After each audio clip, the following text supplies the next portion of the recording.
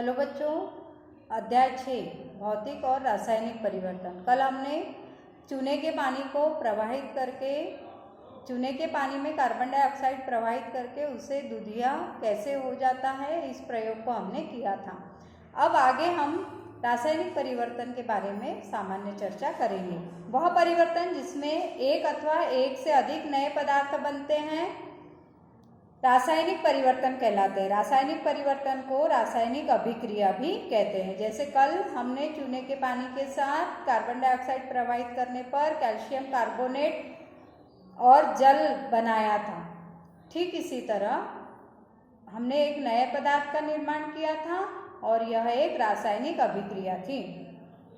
रासायनिक परिवर्तन हमारे जीवन में अत्यधिक महत्वपूर्ण है। सभी नए पदार्थ रासायनिक परिवर्तन के परिणाम स्वरूप ही बनते हैं।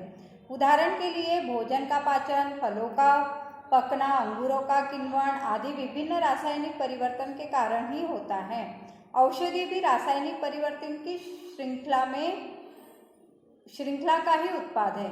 उपयोगी नए पदार्थ जैसे प्लास्टिक जैसे अपमार्जक, डिटर्जेंट को रासायनिक अभिक्रिया द्वारा ही बनाया जाता है। वास्तव में प्रत्येक नए पदार्थ की खोज रासायनिक परिवर्तन का ही उदाहरण है।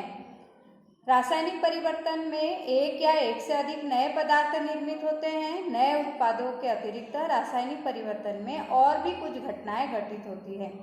ऊष्मा, प्रकाश अथवा किसी अन्य प्रकार के विकिरण का निर्मुक्त अथवा अवशोषण करना, ये भी एक रासायनिक अभिक्रिया है। ध्वनि का उत्पन्न होना, गंध में परिवर्तन होना, रंग में परिवर्तन होना, किसी गैस का बनना।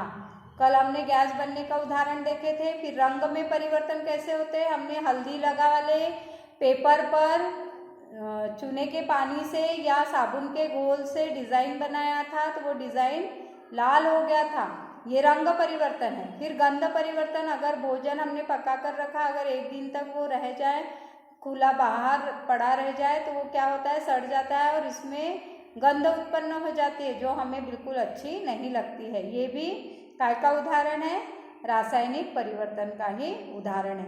फिर चूने के ऊपर अगर हम बहुत सारा पानी डालते हैं तो ये उबलने लगता है और इसमें से चट चट की ध्वनि आने लगती है। ये भी काय का उदाहरण है, ध्वनि का उत्पन्न होना। आपने देखा, हमने मैग्नीशियम फीते को जलाया था जो सफ़ेद प्रकाश के साथ जल रही थी, ये भी काय का उदाहरण है, जिससे राख मिल गई थी, एक नया पदार्थ। फिर इस राख से भी हमने क्रिया करवाई थी, तो ये भी एक रासायनिक परिवर्तन है। कोयला, लकड़ी अथवा पत्तियों का जलना भी रासायनिक परिवर्तन है। जब कोयला जलता है तो ऊष्मा और प्रकाश देता है और बाद में वह कोयला राख में परिवर्तित हो जाता है, तो राख एक नया पदार्थ हो गया। ऊष्मा निकलती है, फिर प्रकाश देता है, तो यह दो से अधिक इसमें परिवर्तन हो रहे हैं, इसलिए यह रासायनिक परिवर्तन है।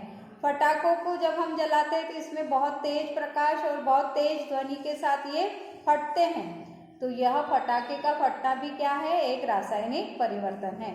ऐसे विस्फोट से ऊष्मा, प्रकाश और ध्वनि निकलती हैं और ये वायुमंडल को प्रदूषित करती है, इसलिए हमें पटाखे नहीं जलाने चाहिए।